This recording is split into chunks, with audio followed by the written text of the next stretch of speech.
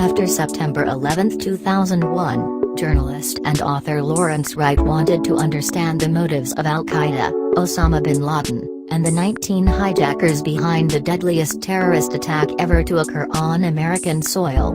He traversed the globe, interviewing some 600 people, and combing through hours of arcane documents and footage.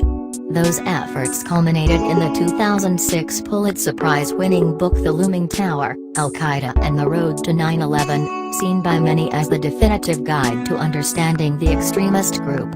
Hollywood, naturally, came calling. But Wright wasn't about to release such a meticulously researched and reported piece of work to just anyone. "I felt like the Looming Tower was probably the most important thing I'd ever write," he said in a recent interview. "The book was precious to me, and even though there were a lot of plausible and well-intentioned people coming forward, I felt that I wouldn't have enough control."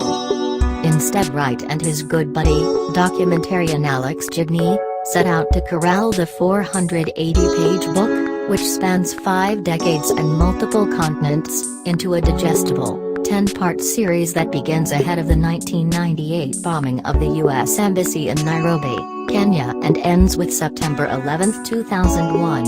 "It would be a yeasty mix of documentary and fiction," said Gibney, "centered primarily on high-stakes infighting between the FBI and the CIA, resulting in a failure of intelligence gathering that allowed 9/11 to happen." As the two proceeded to adapt the run-up to the catastrophic events of 20 years ago, it became clear the series would also shed light on our current political climate, and the state of world affairs. So much time has passed since 9/11 that there is a whole generation of young people that don't know what happened, why it happened, or what America was like before it happened, said Wright. "A lot of the anxiety that floats around America stems from the fears we all have. The paranoia, the militarized security state we are building for ourselves, all of that comes out of 9/11. I'm not going to say that Donald Trump might not have been elected under different circumstances, but it's clear to me that, in many respects, the world we're in is defined by what happened on that day." Of his book Going Clear, Scientology and the Prison of Belief, 2015 needed 2 things: a skilled showrunner whom they found in actor-turned-screenwriter Daniel Futterman, Capote and Foxcatcher, and a network willing to run it. They were certain that dramatizing Wright's work, which does not shy from placing blame at the feet of dedicated government officials, would be contentious. They knew they needed a place that would trust them and protect them. They chose Hulu. Hulu was avid. They were willing to guarantee us they were going to make the series. They seemed totally willing to stand beside whatever we did. And they would fight for us, Wright said. But, among the 3 of us, we were like, what is Hulu? Do you watch it? Do you know anybody who watches it? That was 2 years ago, before the launch of the streaming platform's critically acclaimed and politically charged The Handmaid's Tale helped bolster its reputation and expand its subscriber count to 17 million. And well before the current administration made a near-daily ritual of haranguing the country's intelligence agencies, following both Special Counsel Robert Mueller's investigation into Russia's meddling in the 2016 presidential elections and the school shooting in Parkland, Florida.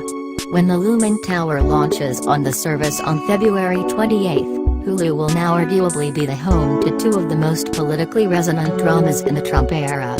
In talking to the creators over the past 2 months, their biggest worry has been whether the series would find its audience.